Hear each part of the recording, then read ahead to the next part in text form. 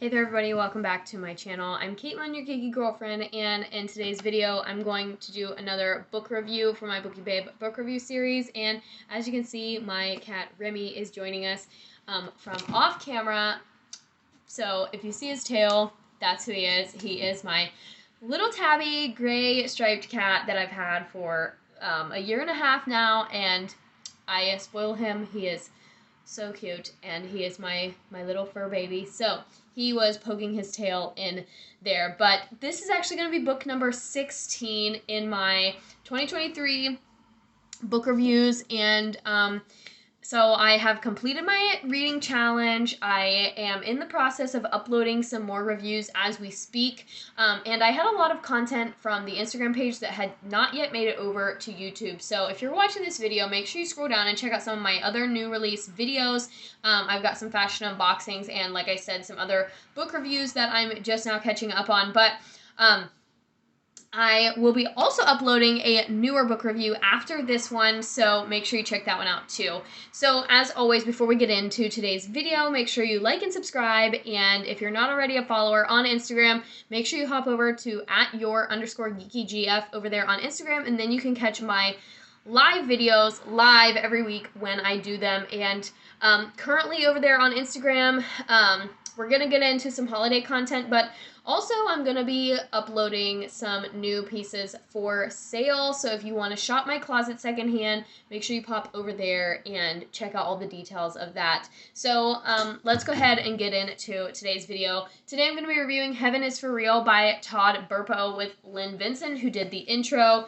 And I have already published my Goodreads review of this book as well. So if you want like a different review, or if you like reading reviews, you can go ahead and check out that as well. So you can listen to my review and then go read it.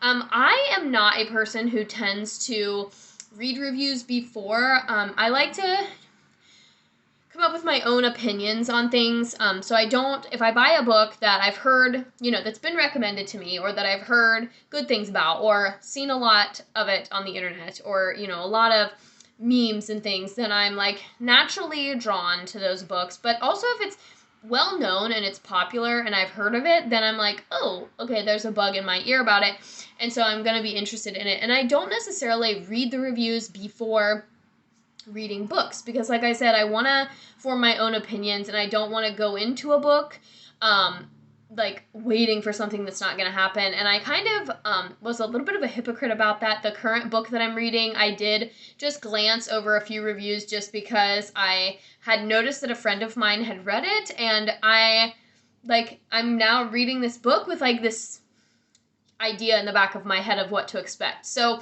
it is kind of tainting the reading for me. So I'm no longer going to do that, and I normally don't, but this current book that I'm reading, I did. But I did not for this book, and this is one that I almost wish I would have. I'm not sure if I knew what to expect when reading Heaven is for Real. I feel like they might have made a movie about this book, but don't quote me, I'm not 100% sure. I might be thinking of the 5 People You Meet in Heaven, possibly, which I also have that book on my list, and now I'm wondering if it's going to be the same, and it's almost kind of turning me off away from that book.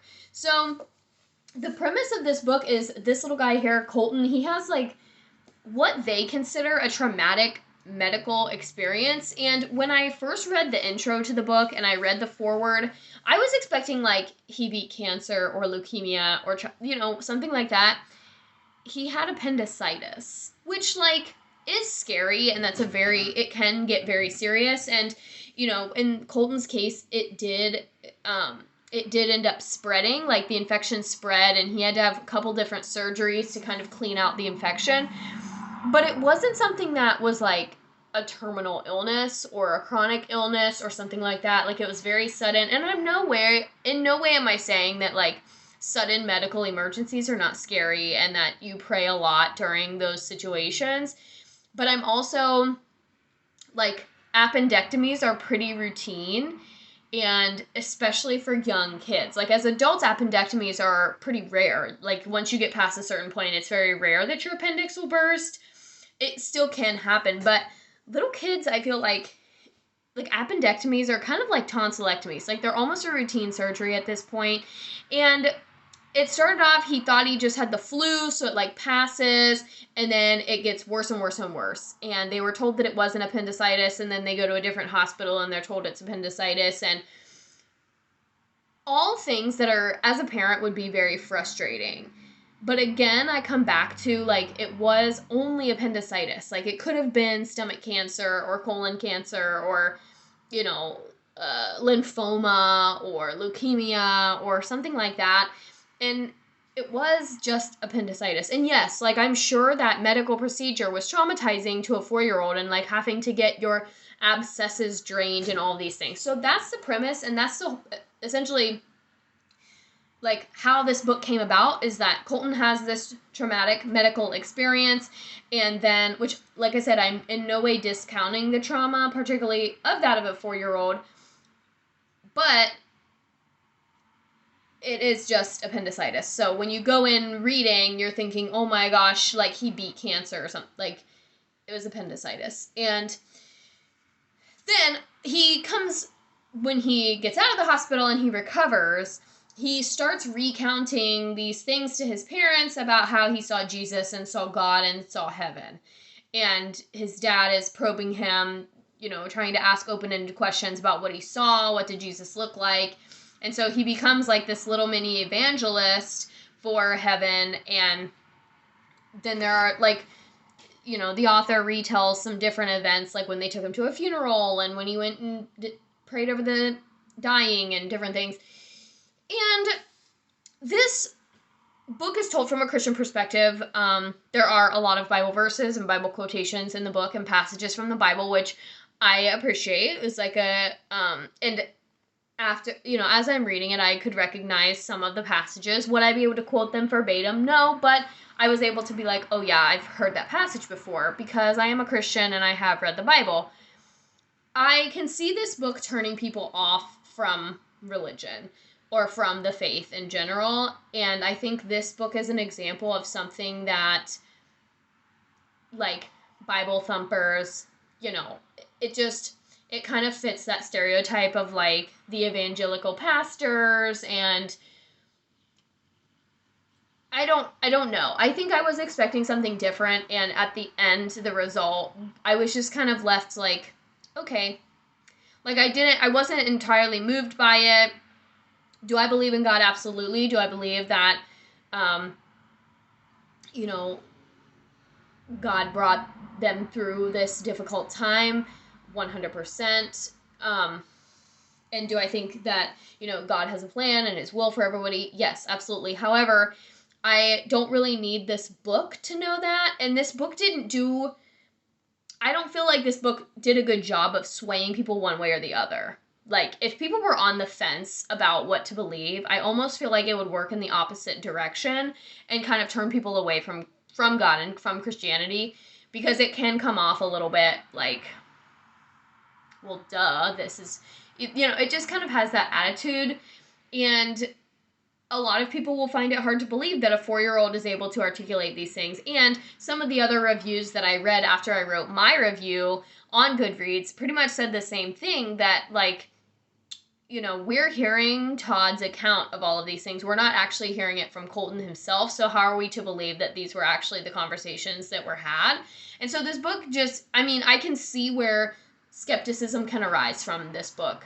And like I said, as a Christian and somebody who has read her Bible, and actually as somebody who has, like, become a Christian later in life, like, a little bit about, I was born and raised Catholic, and then in high school I kind of started to question some of the Catholic traditions. In college, I started to branch out and go to just some different churches and try to find a faith that more matched what I believed in, or that something that I could answer people, like when people would ask me questions about why Catholics believe certain things, I couldn't answer them. And so I was looking for more definitive answers.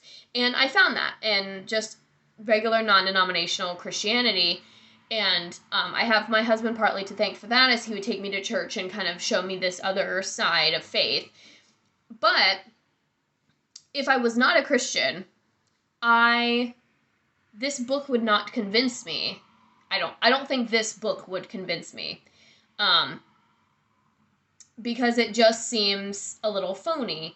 But it does have, like, I can tell that there's Christian backing in it because of the Bible verses and all of that, but I can see how people would be like, yeah, right. So it doesn't give off as strong of a message as it needs to, in my opinion.